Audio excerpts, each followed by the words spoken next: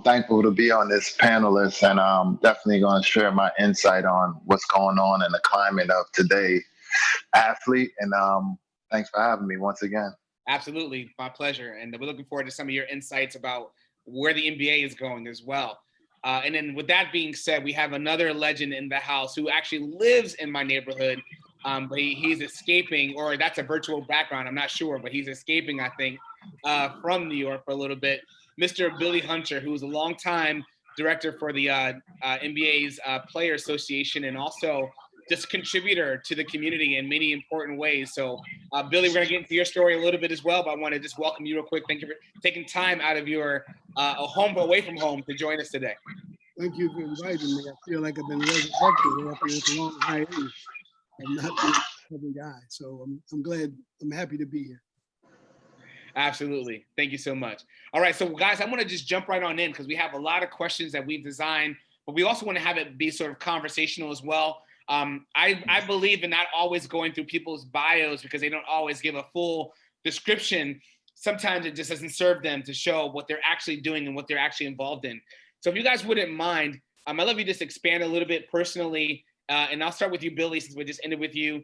Just share a little bit about what you've been doing since being with part of the NBPA, and also just kind of what ways do you sort of seek to move the needle in this sort of time of social justice and the climate that we're in of Black Lives Matter to really move the needle for who we serve, which is primarily Black and brown males, not only in New York City, but abroad as well.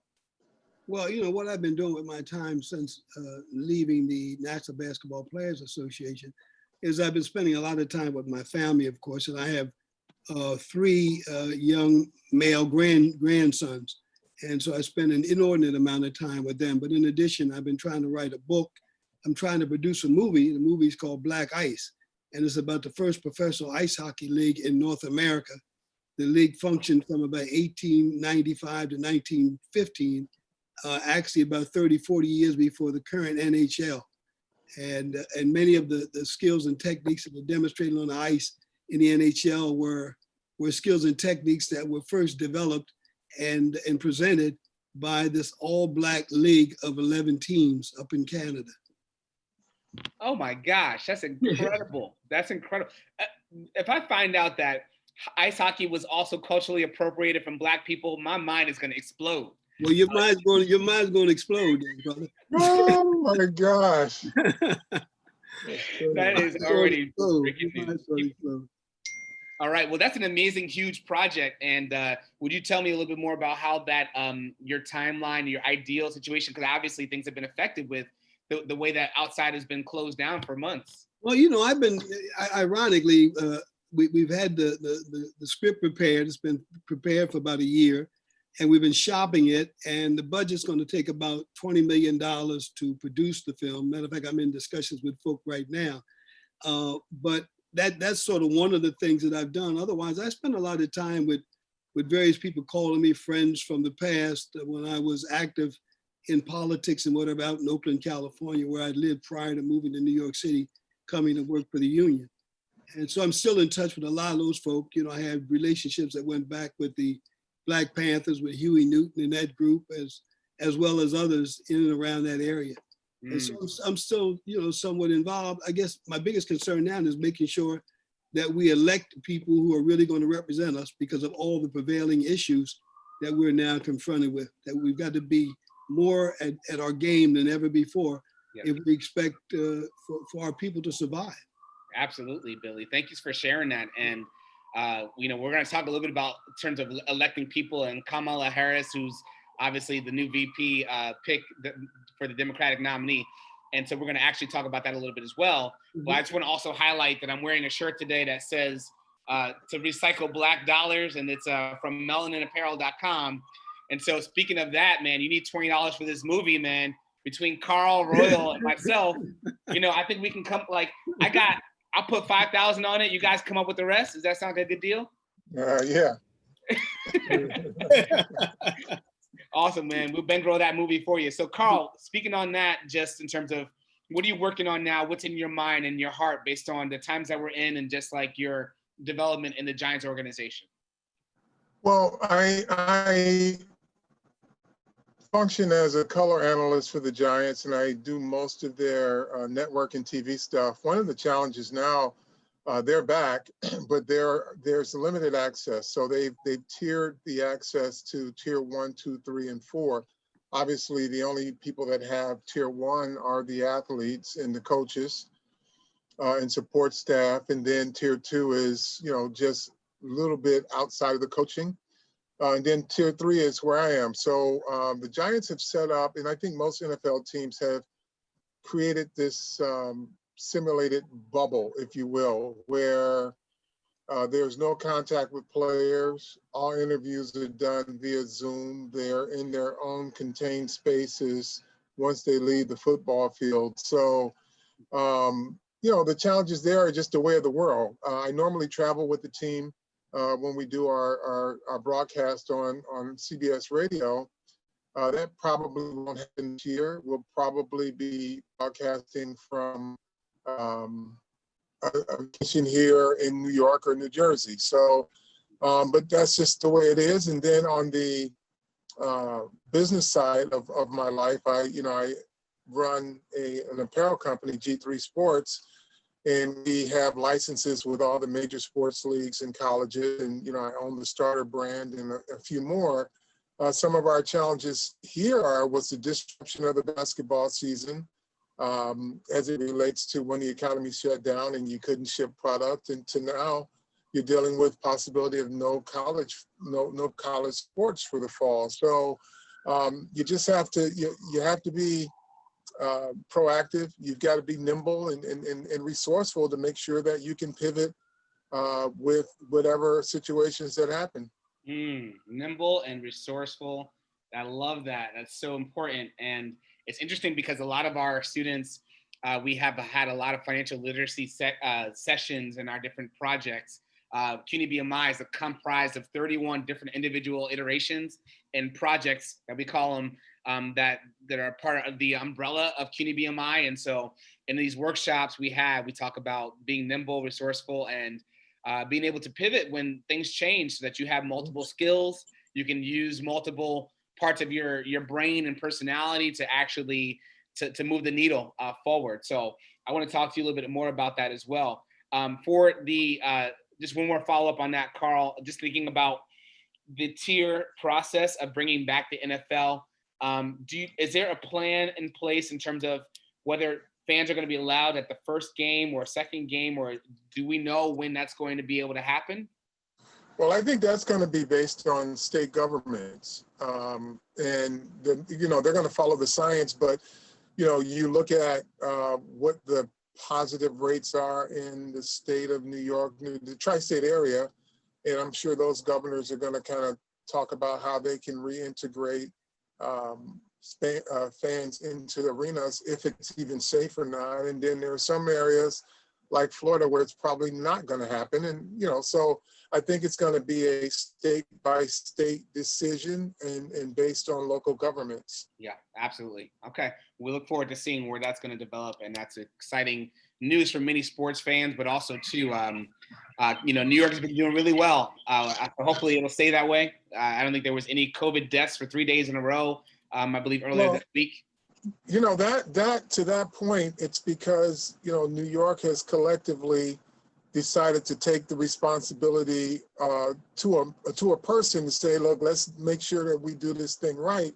But that is the proposition that you're faced with with professional athletes. You can isolate them when you have them in the building, but will they as a collective be responsible for each other to make sure that the sport goes on, meaning not going out and participating in at-risk behavior, which could be as simple as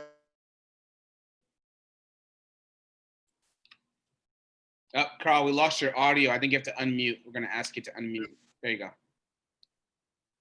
I'm sorry. Yeah, you said the behavior. Go ahead, Carl.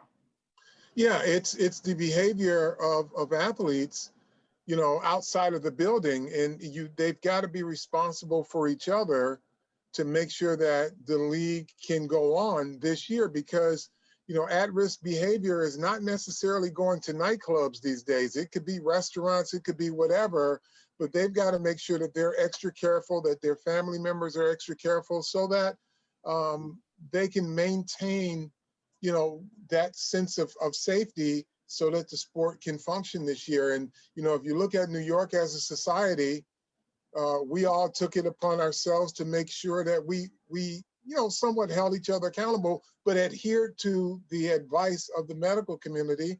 And then you look at other parts of the country right now where people are fighting, kicking, and screaming, saying that their rights are being violated. Yet you can't even open schools because of those very same rights that people say are being violated.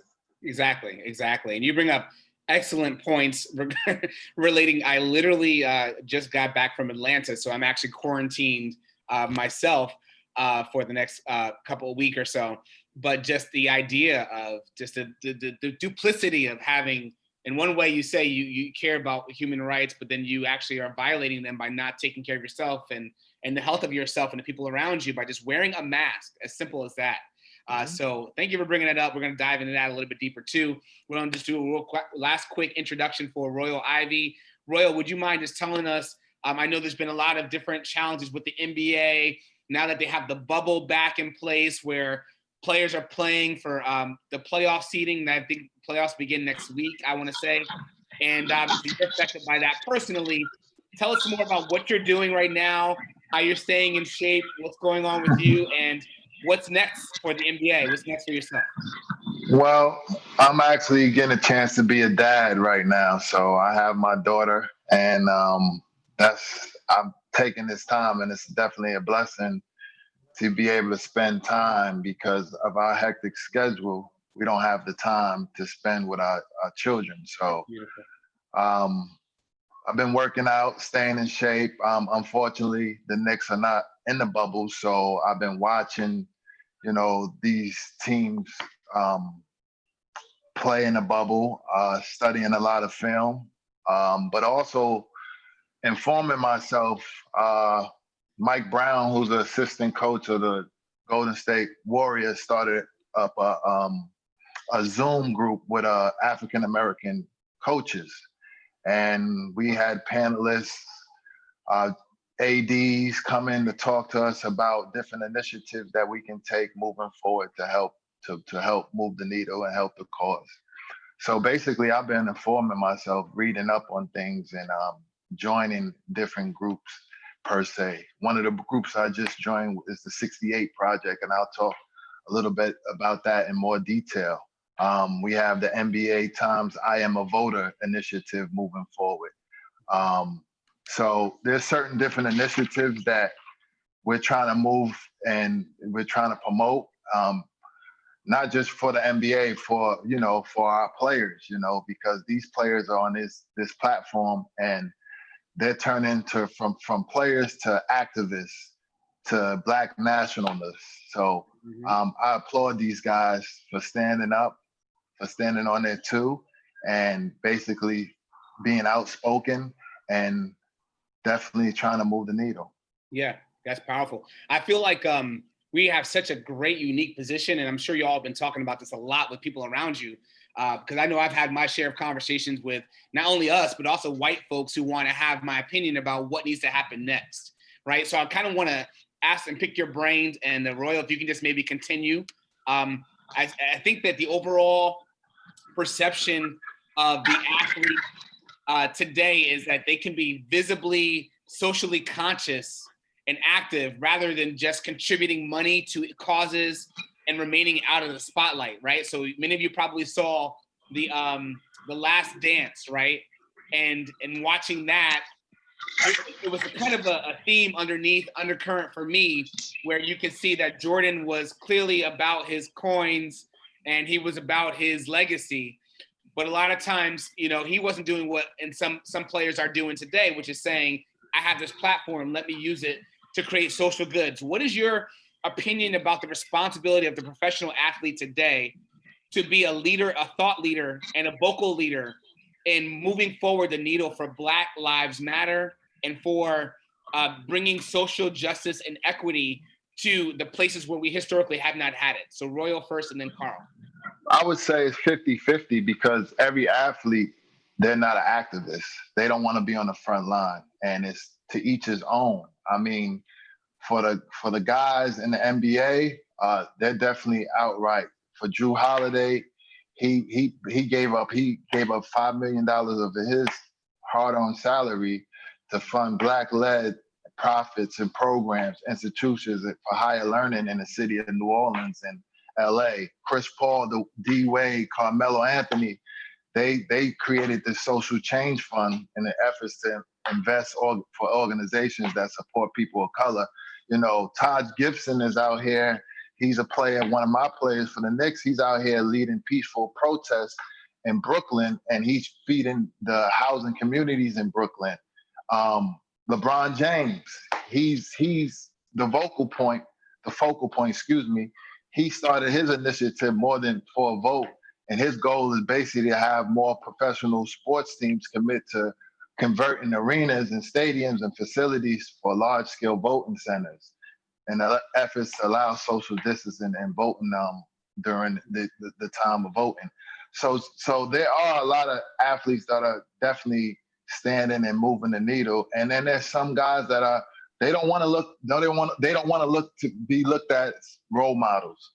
And when you looked at as a role model, you're a leader, and that when you're in a leadership role, it's accountability, it's responsibility, and not everybody wants that. So I give kudos to those guys who are standing on the front line right now, and definitely are putting their hands up and saying, I want to be a part of this. I'm engaged. Can I ask you as a follow-up real quick, do you think that those who don't want to be on the front line is problematic, or do you think it's just a really part of their development, their growth, and how they learn to just interact? I think it's part of their growth, because at the end of the day, it's all about informing yourself first, you know, finding out what this is all about. And that's what people need to do. You know, they need to inform themselves first before they react and try to move on certain things, because we have momentum right now, but what's going to be the change in 5 years, 10 years down the line? We want to keep this moving right now. So I think it's growth. I think it's informing yourself and being more knowledgeable to move it forward. Yeah.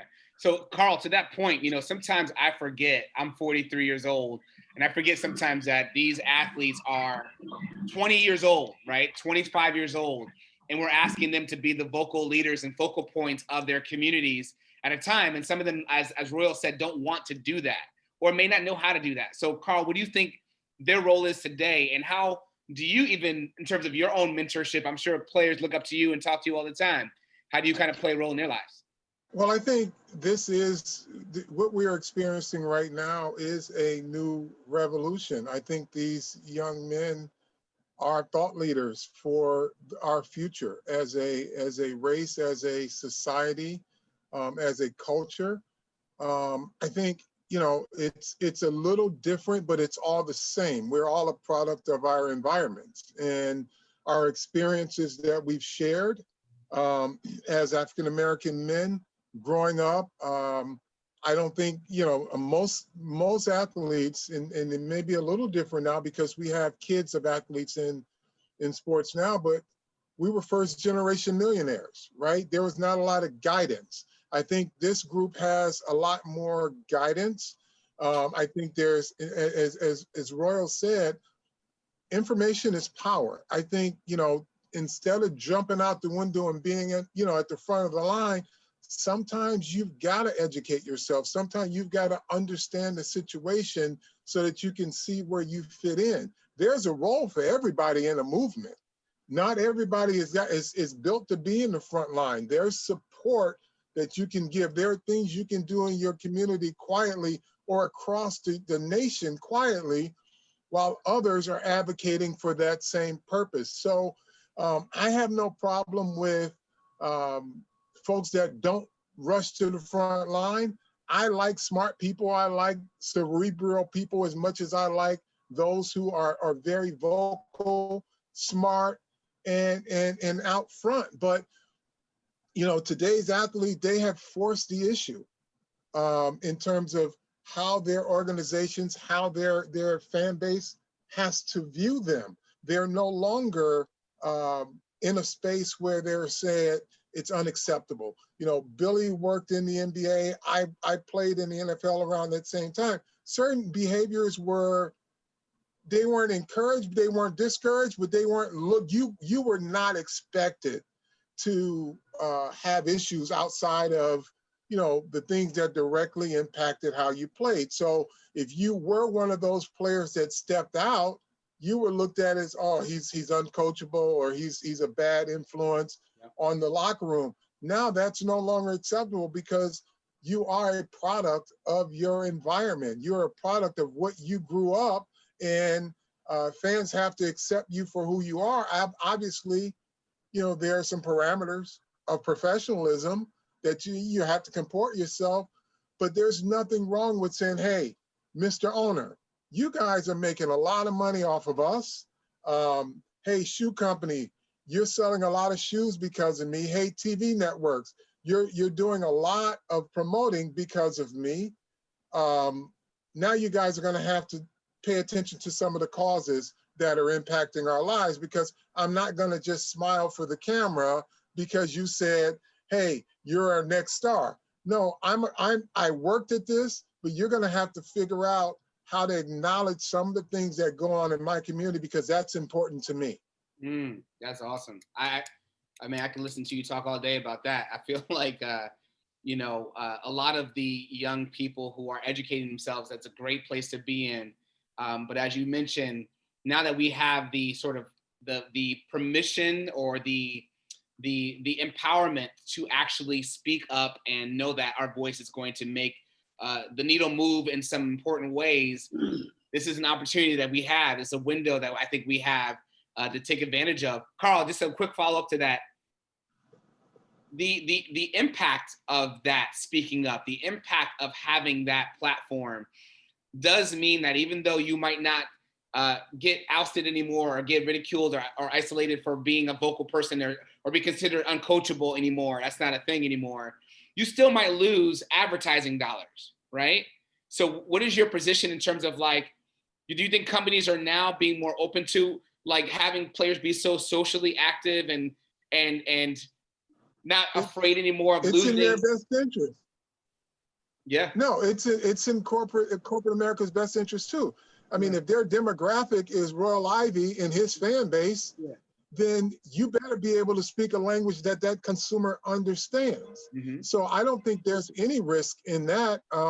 It's probably more of a risk not embracing cultural diversity than it is trying to isolate these young voices. The one thing I will say to Royal, and I think Billy will really second this, is don't get comfortable when you start to talk about issues. Make sure that you're always knowledgeable, because we just seen two instances where Deshaun Jackson from the Philadelphia Eagles got comfortable on a podcast and didn't have all his facts together. And then you had another Jackson from the NBA that backed him.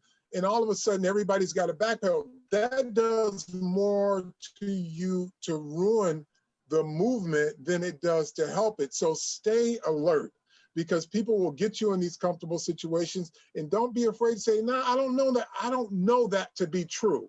And there are many resources like a Billy Hunter you can call, who's been through certain movements, who've been through certain eras of civil rights, that can tell you more factually what's going on than maybe somebody who's just getting it, you know, from out there. So when you're young and you are part of a movement, they're gonna want to try to tear you down. You see it every day with LeBron, but just make sure that you have your facts. And if you don't agree to somebody else's assessment of a situation if you don't have the information in front of you and you haven't studied up on it.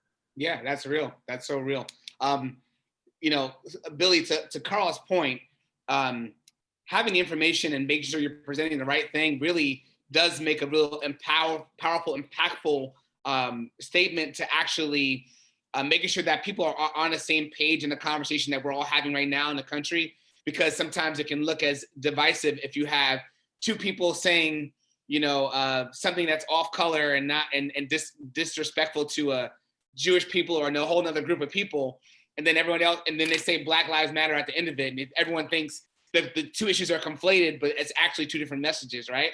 So I'm thinking about even just your long career with the NBA, and you've seen social change happen with athletes who were willing to step up and be vocal in the 80s and 90s and 2000s. You've also seen a regime change where Stern was really about like, hey, we're not going to have any kind of frills or any kind of extra noise out there, to like Adam Silver, who has a whole different perspective about embracing dissenting ideas and voices. So when you think about that and the idea of the dissenting voices within one organization and how you've seen social change emerge, I still want you to answer the question about like how you see the athlete today and their role in social activism and responsibility. But just can you also speak to your experience of watching the movement of social change through different decades and how you've seen the evolution and what opportunities we have now that we didn't have maybe 20 or 30 years ago? Well, I'm going to quote that great philosopher, James Brown, who said, money may not change you, but time will take you out. And so what I'm saying to you is that things do change with time. Fortunately for me, I'm much older than Carl. I'm about 78 years of age. So my experience goes back quite a ways.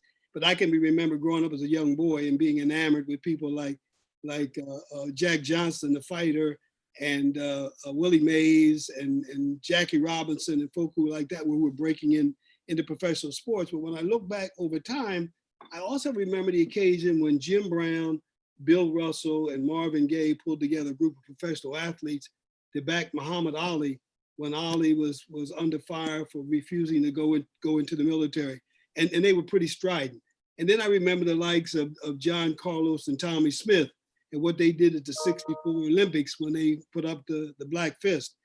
And so what we've done, we've sort of seen a progression in terms of how athletes have changed. There was a time, at least even during my era, when you were told to stay in your lane and athletes were not expected to speak out. I mean, like, for example, you take a guy like Carl who became a linebacker.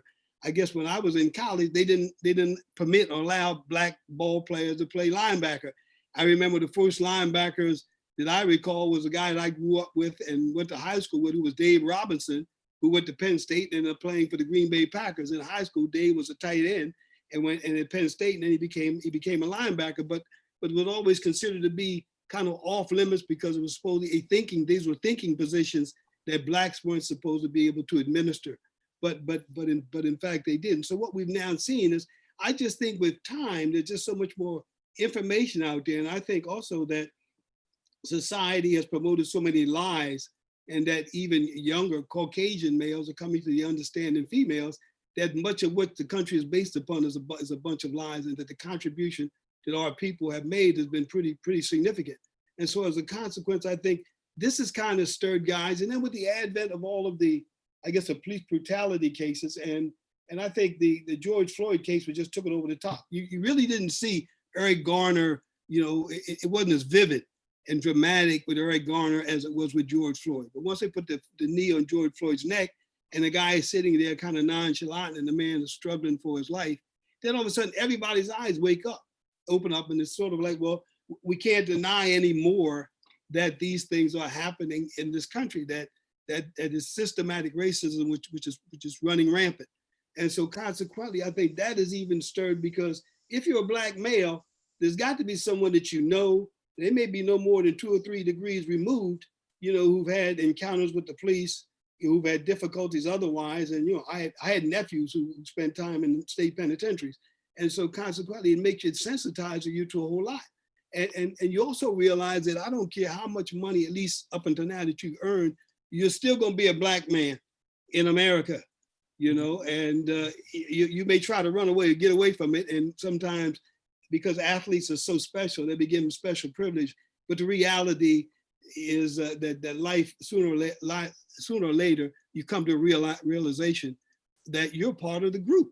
And you're part of the group that's under fire. And if you know anything about economics, I think that's what we have to talk to our players about. We have to talk about the plight of Black people.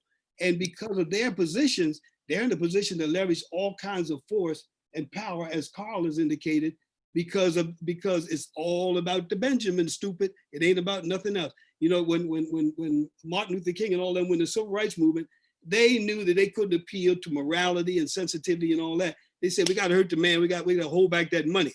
As soon as they started holding back the money in Montgomery and other places, things changed.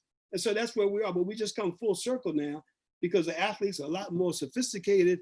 They're a lot more aware. There's a lot more information coming at them. And they're around people. Somebody within their group has some idea what's going on in this society. Yeah, that's powerful, Billy. I'm wondering too, with that being said, Billy, and I'll ask you guys to just respond to each other as well and just have a conversation. But I'll start with you, Billy, and then anybody can jump in after. But there are literally so many issues that we are dealing with at the same time with COVID-19, shoot first policing practices, the inequitable treatment of Black and brown folks in the leadership tables, not having a seat at the table in their organizations that's now being addressed, public demonstrations, economic and health chaos. There's so many things going on at the same time. Where do you focus your priorities most right now? And what do you think, even you as a former athlete or just as a business person who's been working with sports organizations for a long time, where do you think the impact can be made most for bringing equitable treatment and fairness so that there are more Black and brown people at the C-suite, in the C-suite, and at the table of making decisions for these large sports organizations that you all have been a part of? I think there's been clearly an opportunity here for us to kind of speak up, but where do you focus your efforts most? And where do you think we can have the impact going forward most? I'm not so sure because there's a new paradigm. We've got to wait to see what is really going to occur in terms of what kind of impact is the new normal going to have on sports. Obviously, we know we're playing in the bubble, but for example, I watch NBA basketball games on TV, and I know that they've got these mannequin-like things that they put on the first tier or so to make it look like there's people within the arena. But at the same time, when you now look at viewership, the viewership has dropped off. And I think last week, the top viewerships were the PGA, was the PGA Tour, car racing, wrestling, and then the NBA. I think it was like the NBA had like 1 million viewers. The PGA had over 5 million viewers. And so the question is, what's going to be the economic impact? Are people going to stay supportive of basketball or any of the sports if you really can't be there and see it firsthand? If you got to watch it, everything's going to be now by Zoom or something like that. And you know how this is almost like you turn on the sitcom, you get tired of looking at movies and whatever. And that was the best thing about pro sports, because it was real, it was right now, it was happening, and it wasn't some kind of thing that was made up or staged. And so I think we have to think about that. But when I look, one of my concerns, my principal concern now is making sure that with the new normal, that Black folks survive in this country. And I think that things are going to get worse than they currently are. And so we can't delude ourselves about that. There are a lot of people unemployed. Our people are the last hired and the first fired. And there are going to be a lot of people evicted from their homes and apartments. It's going to be worse in 2008. So the question is, what kind of leverage and eyeballs can pro athletes bring to those issues? And I think that that's where the muscle is.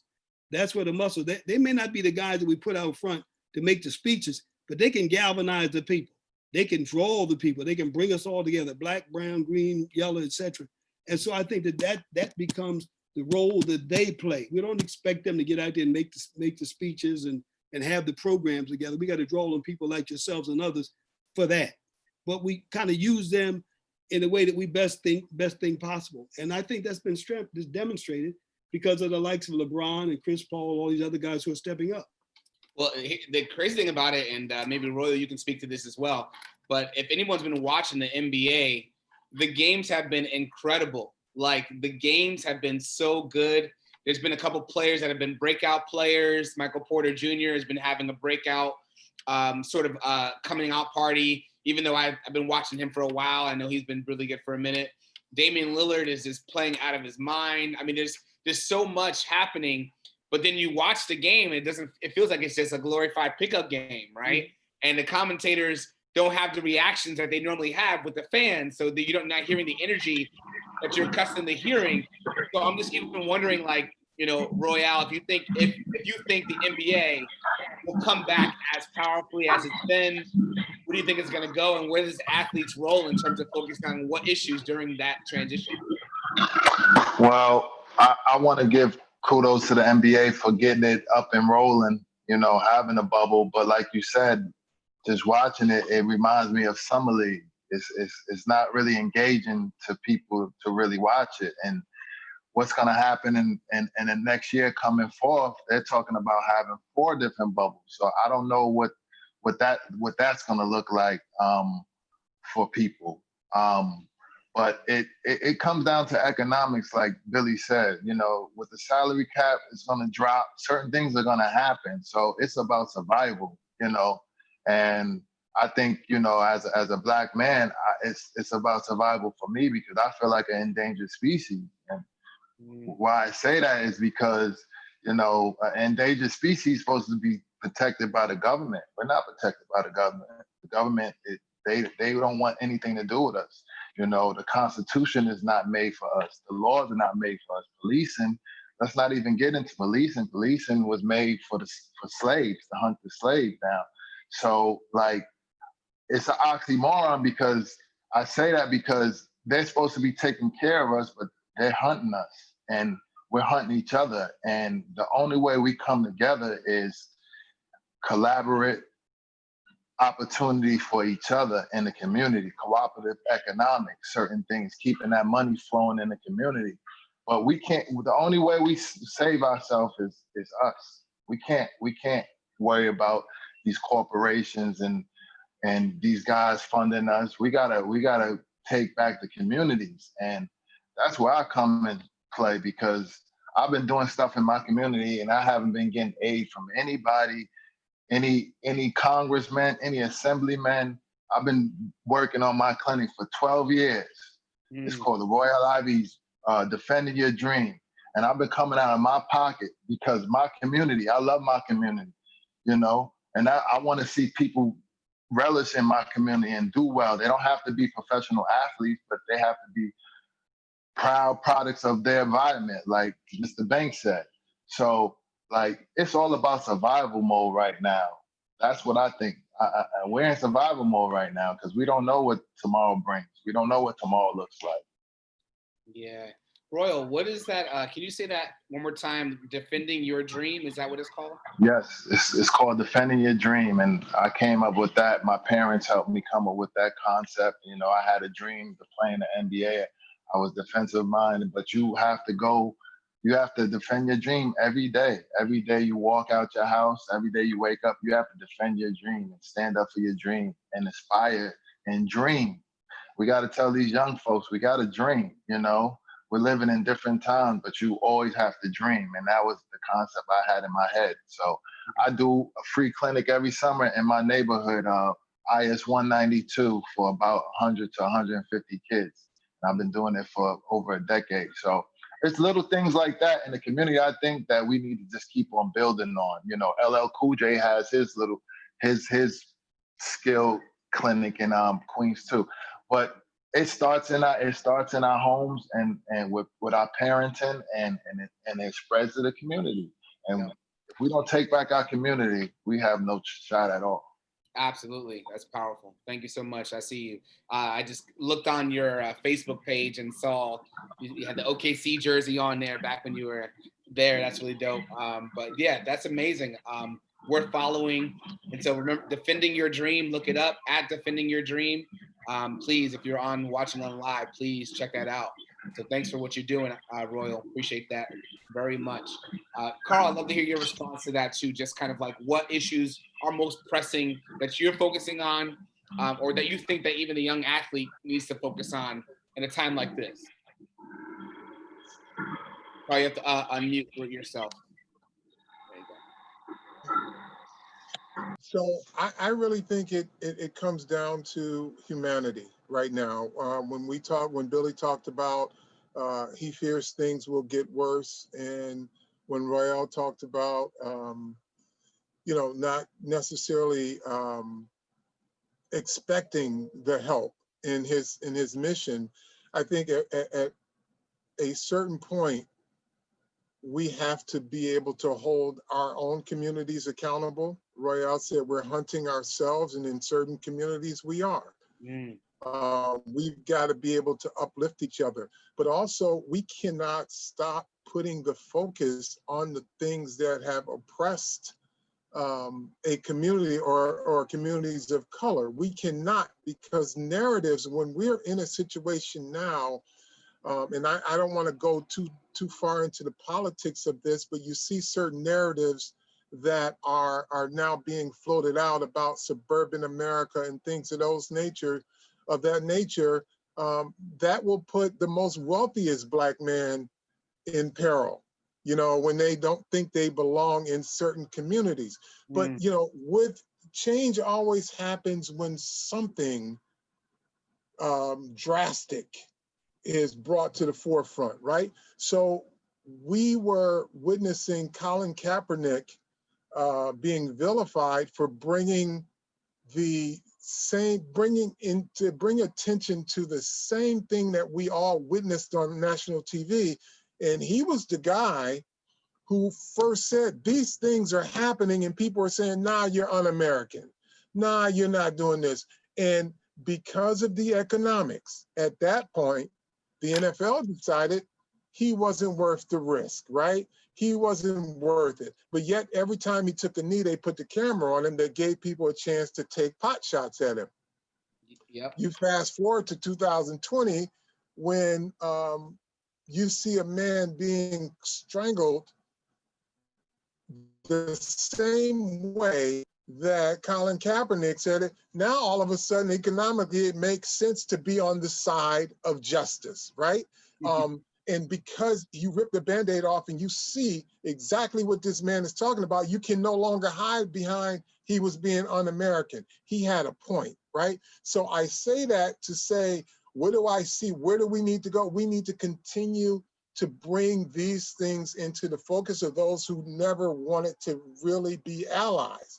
They didn't want to be enemies, but they didn't want to be allies. They wanted to be neutral. Now you can't. You got to take a side. And in sports, it's the same thing. We talk a lot about, you know, what the C-suite looks like, right? Well, in sports, Billy will tell you, it's at the level of ownership. It's friends and family. And then it's friends of the family that get those jobs in the quote unquote front office, non-general manager type jobs, right? So now where you have to focus, that's never gonna change, because if you own a business, you have a right to hire your family, right? And then it's gonna be the friends of the family and who went to school. But you can affect who's coaching, who's the general manager, and who's running your marketing and all of those other areas. So when we talk about the change in the C-suite, and it's a little different in the NBA, because you have some people from corporate America that own that own franchises. But when it comes to the NFL, it's always been family, friends and family, and friends of the family. That's right. That's right. So it's where can you make the biggest impact? Well, who's coaching the Black players, right? Who's drafting the Black players? Where are your Black GMs at, right? Where are your Black personnel directors at? Where are your Black head coaches at? And the NFL falls far behind the NBA in that area. So, Carl, I have two follow-up quick questions for you, quick hitters. One is, do you think there will be a shift in ownership, NFL ownership, in the next, say, 10 to 15 years, with the social or the economic mobility of the Black athlete in the past 30, 40 years that are now, you know, you see these players that are earning hundreds of millions of dollars now. Do you think there will be more Black ownership in the NFL? And then secondly, the way the NBA has decided to use some of those social justice messages to put on the back of their jerseys, do you think the NFL will follow suit? Like, what role do you think Jay-Z and then the new social justice commitment that the NFL has will play in terms of the messaging around social justice issues? So let me take the latter first. I really don't care one way or the other as what slogans are being put on jerseys. I don't care if they play the Black National Anthem. What I care about is that they put the money in the community. They put their efforts where their mouths are, right? And you know, you don't want, because they allow players, and I say allow, you know, the messages to be put on uniforms, that's great. But what are you doing beyond that? Let's peel back the layers, and I'm sure Jay-Z will say the same thing. It's not about the anthem. It's not about, you know, a message on a jersey, though it's important because it speaks to a fan base, it speaks to a community, but where are the actionable items at on that? To your first question, the short answer is no. As long as NFL owners have to vote on who they bring into their private club, the answer is going to be no. There won't be more Black ownership. You may not see it. You may see some partial ownership of Blacks, and you may see a Black owner, but you will never see a majority or a close to what would be considered a minority collective of Black ownership in the NFL. You won't. You know, you may have some minority owners, and you may have one, but I don't think you'll see, if it's 32 teams, you won't get to 5 Black owners. Wow. Wow. Okay, so that leads me to a whole bunch it's just the reality, because that stays Yeah. it stays in the family. It does. It does. Stays in the family. And generational wealth is even stronger. Billy, please. Yeah. What I was going to say is that I only differ with Carl in that, again, I think you got to watch the economy. And there are obviously a lot of pundits who are saying that there's going to be a major collapse and default in this economy. And they're projecting that it'll occur sometime after the beginning of the year, in 2021, et cetera. And if this economic collapse occurs, then situations like owning franchises that have previously not existed, they may eventuate some way or another, and you may not want them. Now, I can remember Harry Edwards a couple of years ago. I was talking to him, and Harry Edwards was predicting that with the advent of the concussions and all that, that football was going to soon become a pretty much totally Black sport, because a lot of the white folk were going to be taking their children away, not playing football, and they're going to resort to games like soccer, because football has become, quote, so violent and life-threatening. And so I think if all that happens, who knows? But obviously these are forces that one can't control. But I think that you can be sensitive to the economy, and I think that we're sort of in that conundrum, and that I think that there is going to be a shift. And the question is, what are things going to look like economically after this election occurs? Okay, and let's hope that there is an election, and we're not facing martial law or anything before the election. Yeah, that's powerful. I think, as you said, when the economy collapses or rebounds or whatever's going to happen in the next 8 months, we don't know what's going to happen.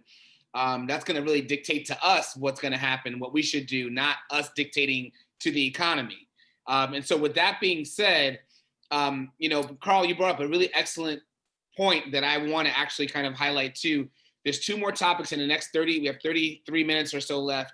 I want to talk about voting. I want to talk about our CUNY students. What would you tell college students right now to think about and what to start focusing on if they are in college and they're about to go into the workforce? And then I also just want to kind of follow up with what Carl said, because at the end of the day, we know we want a seat at the table. We want to have influence at the highest levels of our industry. But what's really possible, right? Based on family legacy, based on generational wealth, what's really possible? So I just want to ask you guys just to think about and respond to, when you think about what we want to see as a society for the Black player, for the Black person, in terms of bringing true equity to our world, to our country, to our environment, what does that really look like? And what should we be asking for? So so far I've learned so much about and I'll go through the recap of what I'm learning, but even in terms of like your own voices talking about who really has access to the table, that voting process for NFL, that seems like an unbreakable barrier. I don't know how you break that. So what should we be asking for? And how do you envision leaving the world for people after you once you're gone from this earth? Well, ask for everything. you ask for everything. You know, as Billy said, economy could shift. They may need an umbrella, some of these owners. But you know, it's you ask for everything because you're entitled to the same thing as the next man. So you shouldn't lower your expectations. But there are realities to how you can achieve certain things. And if you do the work, you put yourself in position, it can happen. But I don't think you say, well, I should only think about this because this is what I'm allowed. No, you're human. If you're smart enough, if you've done the same research, if you feel that you're good enough, then ask for it. Yeah. Carl, can you just help me walk through, like, all right, specific, right? So you say you have and I'll use myself, for example, right? Say a 40-something-year-old man who has experienced for the first time, you know, economic mobility. My parents didn't go to college right away. They had different challenges. And now I'm in this world where I have a chance to have a voice, right? And probably earning more than maybe even my parents did at their peak, right? So I have a seat to ask for things. What should I be asking for? I mean, I understand the concept of saying, well, I want a seat at the table. I want to be a leader. I want to have, you know, economic influence over our organization. But like, how do you specifically go about doing that? And maybe you can give me an example of personal things that you've done that you've asked for a seat at the table. Where do you want to impact change? That's where you ask. Mm-hmm. You know, I mean, having a seat at the table is fine. Having a purpose is different. You've got to have a purpose also. Yeah. Anywhere I've wanted to build, I had a plan for it. Yeah. You know, if I wanted to sit at the table, I came prepared for what I want to do, what I want to accomplish. Being one of the first players to ever have a NFL and NBA license while still playing football, I had a plan. Nobody was doing it. Tell me what that is. What does that mean, an NFL and NBA license? What does that mean?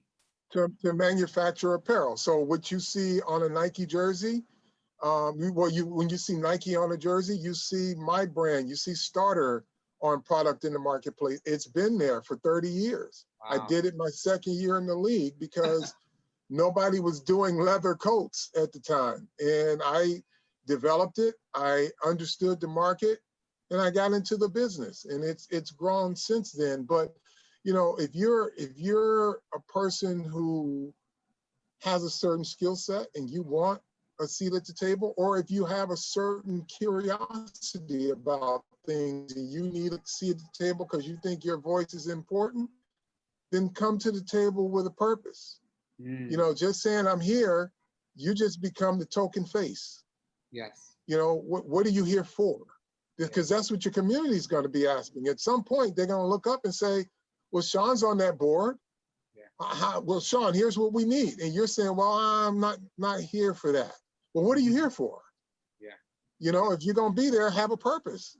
Yes, you know, and if it impacts something in your community, then that purpose has to be known, and people that have accepted you at that table or allowed you at the table will respect and expect for you to advocate on behalf of those positions. Yeah. Awesome. That's awesome. Powerful. And I love that advice for myself, for the entire community as well. I'm not going to make this about me, but I think it's a great advice I could use as well. But Billy, and same thing for you, Royale, just thinking about how you, what do we ask for? How do you go about getting it in your own respective industries, your own respective line of work that you do? I would say the opportunity, I would ask for the opportunity to prove myself, because in most cases, I have to be 10 times better than the next man to get the job anyway, but I would want the opportunity. Also, you have to look at it like whatever you're doing, you have to be prepared. You have to have a plan. You have to be determined. And you have to be resilient in all your efforts and your thought process, because it's tough. It's competition. You know, it's friendly competition, but the next person next to you wants the job or wants the task just as much as you want it. So how do you stand alone? How do you stand out? You know, what are you willing to do? Are you willing to push yourself to that next limit, that next bar? So I just ask for the opportunity to prove myself, basically. That's right. Billy, do you want to jump in on that as well? Yeah. I mean, I think it's about preparation. I think Carl has nailed it. It's Yeah. about preparation. It's about focus in terms of what it is you want to do and what do you have to do to prepare yourself. I mean, I can remember going to college and then going off to play pro football, and I played a few years, but I was always like on the bubble. But I knew that there were other things that I could do because I had gotten admitted into law school upon graduation from undergrad. And I found myself, I went to law school and I went to graduate law school. So I've got advanced degrees in law from UC Berkeley, Bolt Hall in California. And then I've been a trial lawyer with the government. I've been here, I've been there. And so it was about preparation so that when the opportunity came, I was in a position to leverage myself. You see what I'm saying? And so I think that's what you can do it politically if you've got enough people behind you. It's all about leverage and muscle. It's about, and then what's the euphemism that says, fit in where you get in or get in where you fit in. I mean, all these are the things that the young people say today. But it's true. It rings true. And I think that in most of these opportunities, everybody wants to make money. And so unless you're bringing something to the deal, you're not going to get in. So, unless you're buying something at a fire sale and then you go back and resurrect it. But I think we have to become more economically focused. We got to teach our young people about that. We got to teach them about money, about banking. I can remember, and I regret that we didn't. I tried to create a banking system when I was at the union. And I had sat down with Gene Upshaw. And Gene and I had gone back years before that. I'd represented Gene and his brother Marvin out in Oakland, California. And so I went to Gene with this idea because I had a meeting with Bernanke and the folk down at the Federal Reserve. And I was looking at 10 minority banks from New York down to DC that I thought we could take down. And I'd actually made inroads. And then Gene came down with cancer and he died. But the idea was that it was going to be the NBPA and the NFLPA were going to join together and we were going to own these banks that our players would literally own the banks. And our goal was to get a $2 billion leverage. And at that time, there's not one black bank in the country that was worth more than 500 million. And we were talking about being able to leverage at 2 billion. But it was something that fell through. But if we'd been able to do it, I then came under fire. So I got distracted and I could never put it together. But then now people trying to do it. But that was an opportunity that I saw. And in that situation, you can leverage a whole lot. You might be able to leverage ownership of a team or franchise. I was looking at the fact that I had 400 basketball players who were earning almost at that time, we were earning about close to $2 billion a year. And they needed loans. I said they need loans for cars, for houses, for credit cards, for all of this. And so we sort of had a built-in constituency. And I said, it wasn't going to be my bank. It was going to be owned by the union. So that would have been part of my legacy that I would have left it there. Wow. But it didn't eventuate. And I had people now coming to me and say, well, can you advise me about what it was you're trying to do? Because we want to try to pick that ball up and run with it. But that was, I didn't have an interest in owning a franchise. I was looking at the bigger picture because I can remember on the same occasion that George Bush Sr. and others took down about 400 banks that were crippled, where the Federal Reserve and FDIC allowed them to come in and take the equity, to take the cash, and the government picked up the debt. And so that was my idea. I said, well, what we could do, the government is doing this right now. We're going to take these banks, and what we'll do is whatever cash they got in them, we'll keep that. And whatever debt the banks have, the federal government's prepared to pick it up, Fannie Mae and others. So I had spent time doing that. And that was my ambition, my dream. But like I say, it was a dream. Listen, there could have been a whole nother play after Hamilton just based on Billy Hutcher's life. Because, that's a lot of what Hamilton set up in the beginning of the system that now what makes the banks today.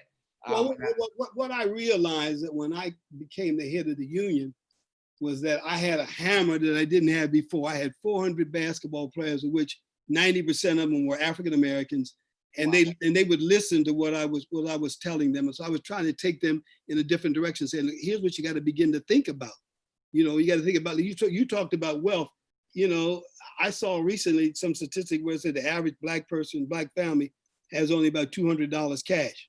Okay, so when you talk about building wealth, what kind of wealth is that? Yeah, collectively, we spend almost a couple $1 trillion a year. But individually, when 70% of Black families are headed up by a single parent, principally a female, then there is no wealth. And so what I was doing, looking about how can we impact the community, because the community needs money. So if you can control the banks, you don't care about who runs the law or whatever else, because cash is king. Yes. This is a pretty quick hitter question to all of you real quick. Does every athlete need their own LLC or nonprofit? I don't think so. I think that the reason why they do it is someone convinced them that this is a way to save tax, or a way to end up, giving jobs to their families. Like, for example, guys are earning a lot of money and they're taking care of mama, daddy, grandmom, brother, sister. And so it's almost like when somebody came through with the idea of creating these, I guess it would be foundations. And we had to have the players back away, because we said, you can't do that. You can't just set up a foundation and then use it to pay your family, because that's against the law. And so I think it's the same kind of thing. We say, you need an LLC, you go out and act crazy and do crazy things, and you might have some liability. Short of that, I don't see all you need to do, need an LLC. Let Carl respond. Yeah, I'm curious what Carl thinks too. Unmute Carl for us. There we go. So I differ with Billy a bit on the LLCs now, because of the diverse interest of athletes right now. And they are, some guys are in the film. You look at what LeBron has done with his home company and other ventures. You have Kevin and Durant and Chris Paul. And it goes down levels. But I think when you have diverse interest and you look at what most entrepreneurs or successful people in corporate America do, they diversify those interests and don't tie them all together by doing so as an LLC. And it also limits to the intent of the word, limits your liability.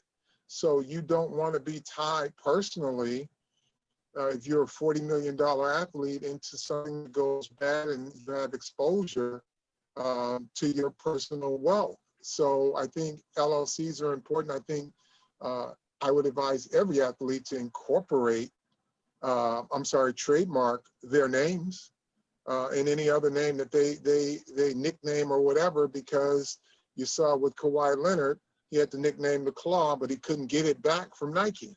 So I think, when you have a plan and you're defending your dream, if you're Royal Ivy, you incorporate that, you trademark that, so somebody else can't hijack it and say, well, you never owned it, so we did. We went and trademarked it, so you can't have it back.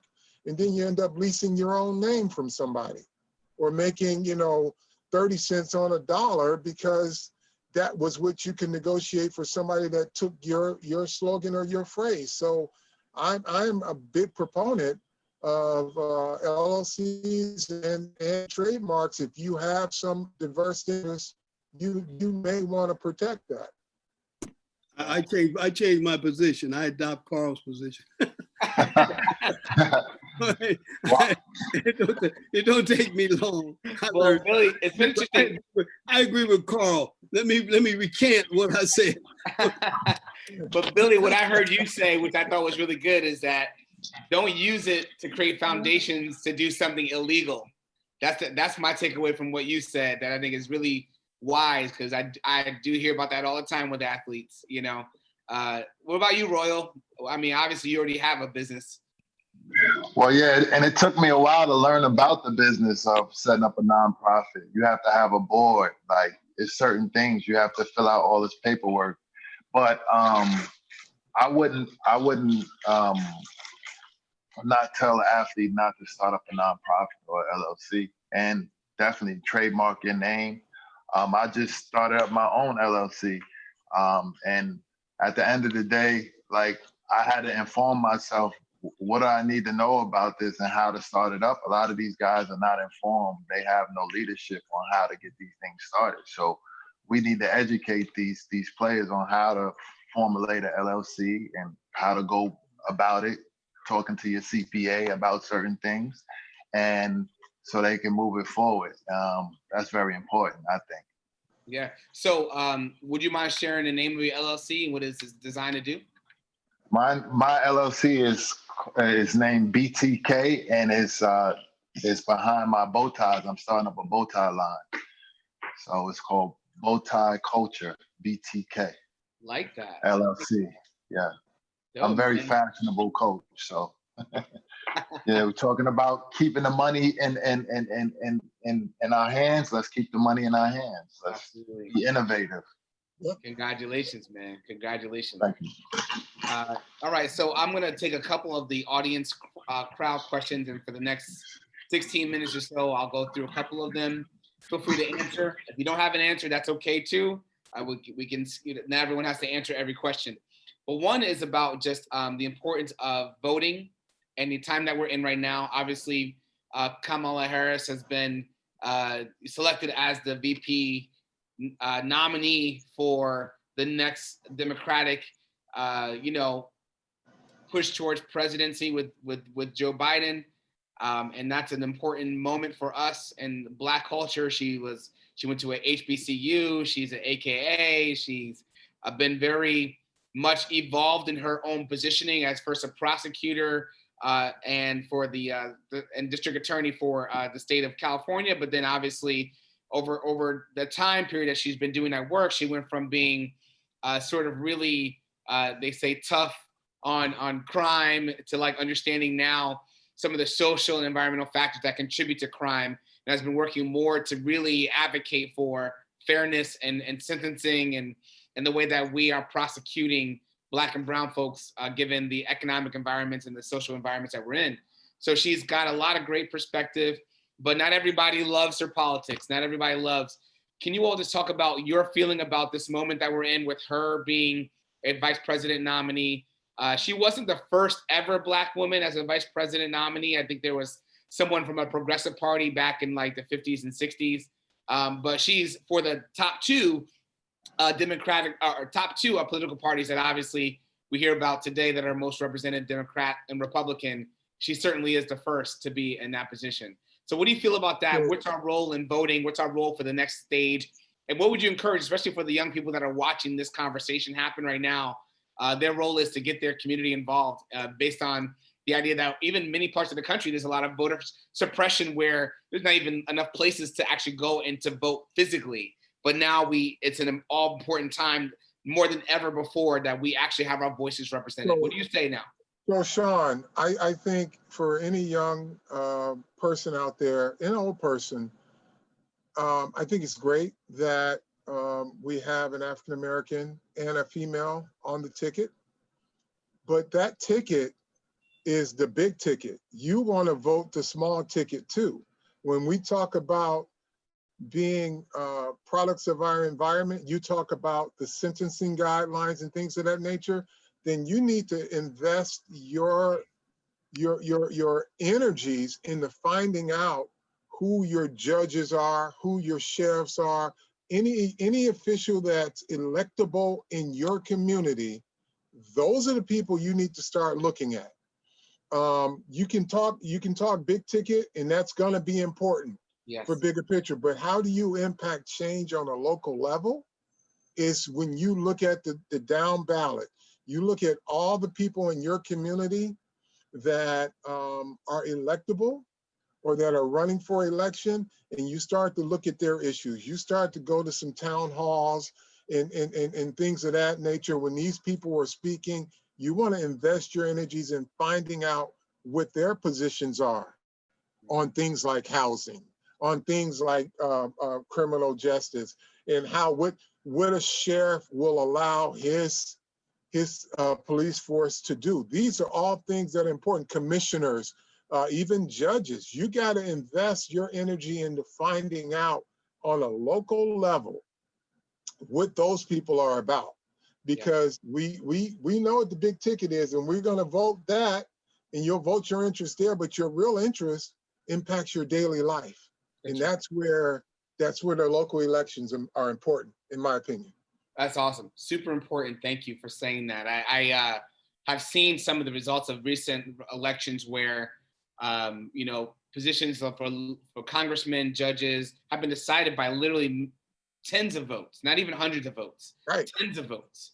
And so if we don't know, I have a group of friends, we do a thing called Protest and Chill about once a month, where we go through and talk about different aspects that affect our community. And when we're going through and talking about local representations, there are some websites that are out there dedicated to just informing and educating you about how to find your local representation, their phone numbers, their email addresses, and making sure that they are addressing the issues that are affecting your block, your street corner, your roads. Well, you got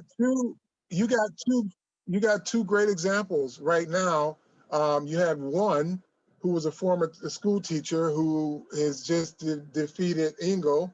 Yes. And then you have AOC.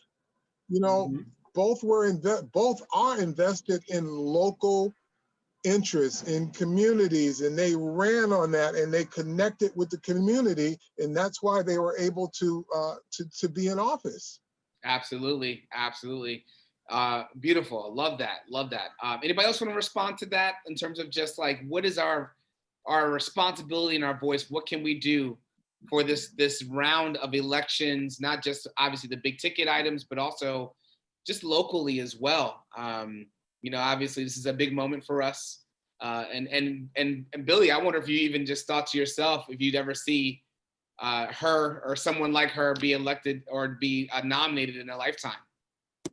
Well, I remember, you know, Shirley Chisholm. I can't remember if that, I'm not sure if that's the person you're referring to earlier when you said they ran on another ticket. But I remember when I was a young boy, I know I was in college or in high school when Shirley Chisholm ran for president of the US. And she was a congresswoman from, again, out in Queens, here in New York City. I personally know Kamala. I know her because I was the first Black in the Alameda County District Attorney's Office in Oakland. And my roommate during the time when I was assistant DA, he became the district attorney. And I was able to leverage him into hiring a lot of black lawyers out of law school. And so Kamala was one of the lawyers that he hired. And so I've known Kamala ever since her graduation from Hastings Law School in San Francisco. And that's probably been at least for the last, at least 30, 35 years I've known her. And so, you know, she's clearly competent and capable. The question is whether or not she's going to give the ticket enough bounce so that people will come out because she's part of it and thereby do what Carl has advised us to do, and that is to do the down ballot. Make sure that you look at all those other positions and you're voting for the right people. Yeah, love that. That's powerful. I have another question here from the audience, and it's asking about, let me make sure I'm finding the right one. Oh, about the athletes' response to leading the charge and understanding the seriousness of the pandemic that we're in. And so obviously some states are still experiencing, they might be flatlining or they're just still going up in terms of number of COVID cases. Our government's presidential cabinet has asked the CDC to stop tracking and reporting on the number of cases. So we don't really know the true numbers really, but we know that there's at least 1,000 deaths per day now from COVID-19. What is the athlete's responsibility to bringing, heightening the awareness around not only the pandemic, but also how it can affect Black and Brown communities? Do you guys see a role in that for athletes? I mean, only, go ahead, Carl. I'll let Carl go. No, I was going to say, just lead by example. Yeah. Yeah, I would think that the only thing they could do is some infomercials. You know, they could go and do infomercials that people see and then do what Carl is suggesting, that they could advise folk to do one thing or the other. I think part of the problem there's been so much misinformation early on. You didn't know whether to believe or disbelieve, whether you should believe Trump initially or Fauci. And then there was conflict between Fauci and other doctors. And I read this book called the Pandemic Fraud, which is like on the New York Times bestseller list. Yep. And so the opinions are all over the place. But you're right, when you look around, you see people dying every day. And I'm obviously in that class. I have diabetes, so I got to be worrying about catching coronavirus at my age, because the last thing I'm going to do is to find myself in a hospital. But you're right. So you got to exercise caution. And I think that's what they can encourage people to do. Yeah, powerful, powerful.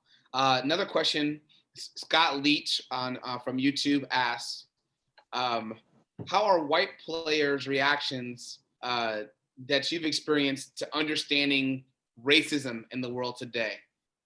Like kind of watching how the white players and organizations and leagues are responding. Have you had relationships with them, and how are they experiencing it? And I'll ask that to you all. Yeah, well, so we saw earlier this spring where Drew Brees took a position that wasn't popular with his teammates. And, you know, and I would say that it was an era by Drew Brees, who had already been an ally to the Black community unknowingly. Because when the hurricanes hit New Orleans, he was the first in line to volunteer to help. He was walking in those communities. So I laughed and I said, well, he's backstopped with about $10 million worth of contributions in the Black community and real work. So he'll get over it. He was just not informed, because unless he was walking in Black communities and stepping over Black folk to put a hammer in his hand next to a Black person he didn't see while he's building houses, he just spoke out of ignorance in terms of what this movement was about. I think, again, we're in a position now where it's one side or the other. Either you're gonna respect humanity and people for who they are, or you're not, but you're gonna have to declare. And most white athletes, they've been around Black athletes their whole lives. They've never had to take a position, right? And they still don't have to take a position, but they can't be against human decency and human rights. So I don't think you should put a non-brown person in a position to say, hey, I am for or against something. Their actions will speak. And then you'll know. Yeah, right there. Actions will speak. Can't agree with that more. Royal, I don't know if you are able to just unmute for a second, but I would love to even know if you've had experiences or conversations with white teammates and what's kind of been that conversation there. But whenever you get a chance to unmute, please jump back on as well. Let us know. But with that being said, too, it makes me lead to like the idea. If I were to theme this conversation we had today, the three words that come out to my mind is preparation, plan, and play. Preparation, plan, and play. Because obviously you have a chance to really make an impact. When you play well, people listen to what you have to say more often, right? And Carl, your legacy precedes you. People will listen to you. You can walk into rooms that many of us cannot walk into because of just even your name. But then you come in, you're prepared, and you also have a plan. And that makes a big difference in what the outcomes would be. And so, and also I think the phrase of today that has really stood out to me is also ask for everything. I love that as an idea going forward in anything that we're doing. And so what I'm gonna do is I'm just gonna kind of wrap it up here a little bit about what I've learned, and I'll give you all the last word. But what I've learned today, what we've learned today as a CUNY BMI community, you know, that Black ice, there was ice hockey before ice hockey, right?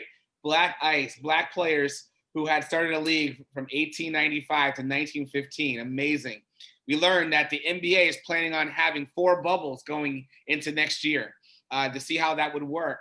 We learned that the NFL is gonna come back and there's tiers of involvement who can actually be on the field and be presently there. So tier 1, just the players and the coaches. Tier 2 might be an extension of that.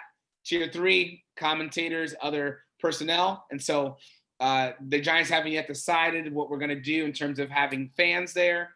We've learned so much about the projects, the 68 project that Royal Ivy's a part of, also his foundation that he does to help move and to bring about social awareness and change, Defending Your Dream that he does in Harlem, where he's from. We've learned about so many different things, and also the social change fund that the NFL is doing as well to make sure that there are some opportunities for players to actually recycle dollars in the Black communities and businesses. There's a lot that we were learned today. But I want to kind of just wrap up with just in terms of like some encouragement you all can give to our CUNY BMI community. On the call today are a lot of our BMI directors. We have 31 CUNY BMI directors. We have 4,000 students who at some point might hear a recording of what's happening, of what we talked about today. And so if we're thinking about just what some personal wisdom, personal advice that you can give, I hear, Billy, that you had ambition to go to law school at a young age. Carl, you had a business mindset when you came into the league. I don't even know how you got that idea, but getting those licenses is clutch. Royal, you've already started businesses as well. What advice would you give as a last word? Just take 30 seconds to leave with an encouraging word for our community today, going forward in reaction to this conversation about today's professional athlete being activists going forward. I think Loyal kind of encapsulated it all when he said, defend your dream. I think that's it in a nutshell. Love that. Yeah, so I think right now humanity is in a dark place, and we are being divided by powers that have interests outside of ours as a humanity, as a collective. So I would say, be respectful, be collaborative in whatever your ventures are. I love that. That's some sage wisdom there. I think some people just want to break stuff and just destroy everything, but collaborative and engaging, is that what you said? Collaborative and one more time? Or inclusive.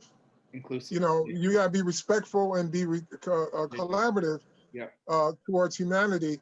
I mean, because right now, we see people that will take a soundbite that they heard on TV and be dead set against something that's in their own best interest and not even care.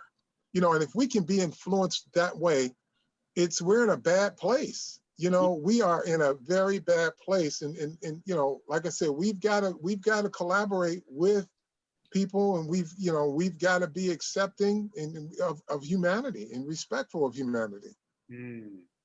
Love that. And I know that Royal's here, but he has his family also with him today. So if Royal, if you don't hear us, that's all right. We appreciate your contribution. But I just want to say thank you to you guys. That's a great way to end this conversation, because we often take one soundbite and we try to riff off of the entire thing, causing a division between our own communities, our own families, instead of really having a circumspective, inclusive approach to how we're working with this. We need allies. We can't do this only by ourselves. We have to fight for equity with allies and with partners. And with that being said, Mr. Billy Hunter and Mr. Carl Banks have agreed to be a part of the CUNY Black Male Initiative Advisory Board that we're going to be meeting periodically to help to think about strategies for growing the influence that CUNY Black Male Initiative has had in New York City for the past 14 going on 15 years, which you guys, many of you all know that we've had the same $2.5 million budget for 14 years, and we've grown 8x since those 14 years. And we have just recently completed a letter where we demanded and asked for our chancellor to really increase our budget and give us more leverage to build partners with CUNY's constituents and donors so that we can actually expand and move the needle. Because CUNY BMI is working. We have great GPAs, retention rates, and credit accumulation per semester, and our students are graduating at a higher rate than CUNY students in general. So we want to thank you, Mr. Banks, Mr. Hunter, for being a part of this conversation. I want to thank Ron West, who connected us in the first place. Ron, I know you're on this call. Thank you for being here, for making the connection for us to build a robust advisory committee team that's now going to have over 10 people who are going to be thinking every month about how we move the needle for us. And I also want to remind you as viewers, we have a survey. That link is going to be live sent to you via YouTube. It's going to be on our page. It's going to be on our website. It's going to be, please just take a second to fill that out. It's here also on a Zoom chat as well. If you're on a Zoom, just fill it out real quick. Let us know how this conversation went for you, how we can get better and improve the services that we're bringing you every month through our leadership training development courses, our town halls, and everything going forward. So please fill out the survey. so we can improve how we do these conversations.